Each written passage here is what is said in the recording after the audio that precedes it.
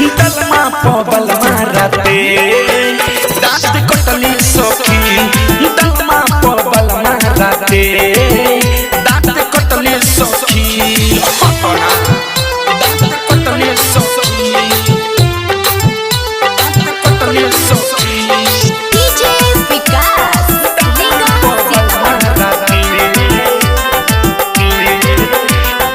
diamond recording studio छौड़ा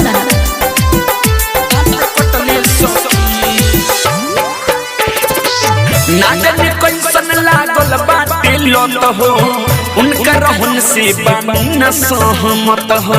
न सहमत हो नागन कैसन लागल बाटे लत हो उनका रहन से बानी न सहमत हो उ त सजिया सबीरा डाले ओही पटीरा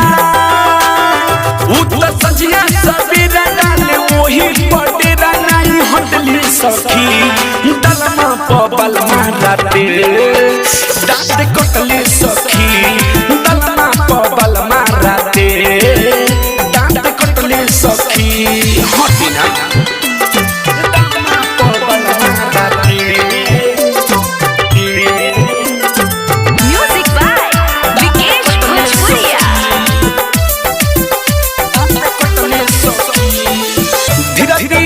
सुनो असकल बेला हमारा बलमुआ के इहे बात खेला इहे बात खेला इहे बात खेला अजय चंदेश्वरी असुकियन बेला हमारा बलमुआ के इहे बात खेला इहे बात खेला बंद के मारी हमर खोल दी साड़ी बंद के मारी हमर खोल दी साड़ी चोली फटली सखी दलमा पबल मारते दांत कटली सखी